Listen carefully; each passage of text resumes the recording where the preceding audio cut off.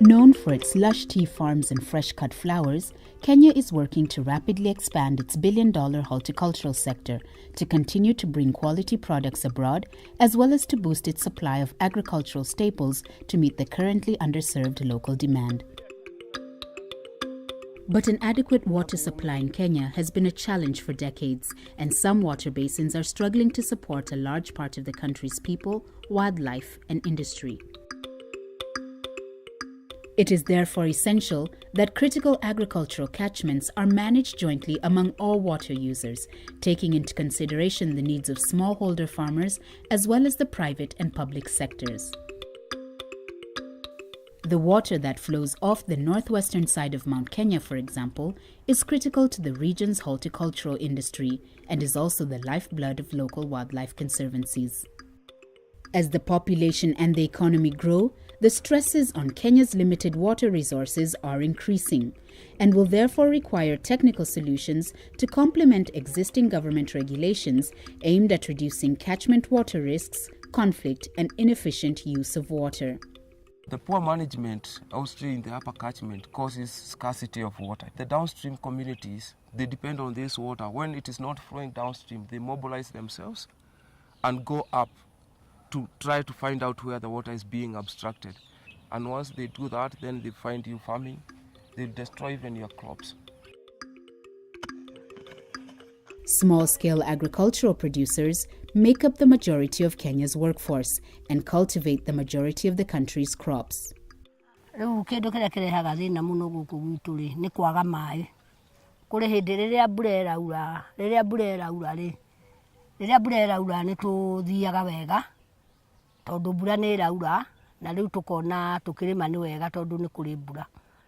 are various ways in which work is being done to protect and make sure that the water is used properly. There are issues to do with legislation. There are issues to do with raising awareness. And then we have players who've been working with government agencies in ensuring that there is controlled usage of the water, including, for example, advancing best farming practices, conservation agriculture, and use of drip kit irrigation. Local water resource users associations are working to do just that by bringing together stakeholders to address conflict and water governance issues, especially that which results in over-abstraction of water.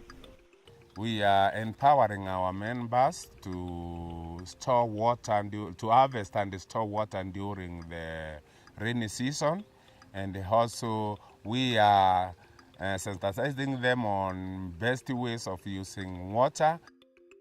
Local commercial growers are also working with the community to help mitigate dry season challenges.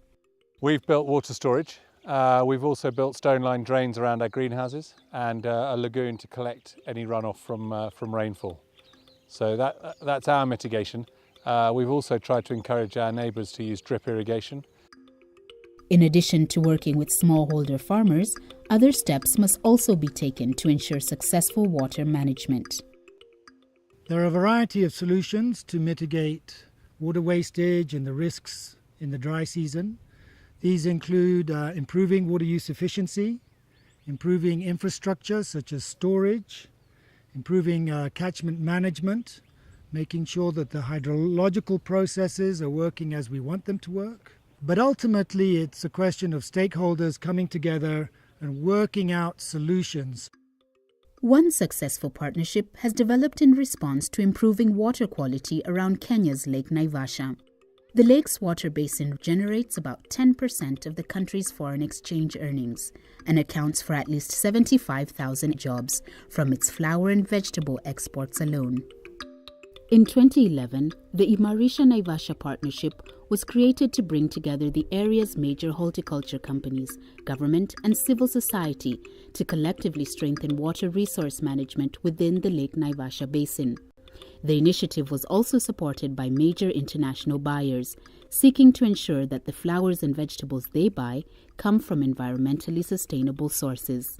Before, we used to have very many uncoordinated initiatives taking place within Naivasha. But with Imarisha, it is helping to bring all these stakeholder initiatives and putting them together, creating a forum where also they can engage today we have a situation whereby stakeholders are willing even to volunteer ideas. They are willing to come and share whatever ideas they have with the other stakeholders and accepting to implement whatever ideas they have or innovations they have within the Imarisha framework.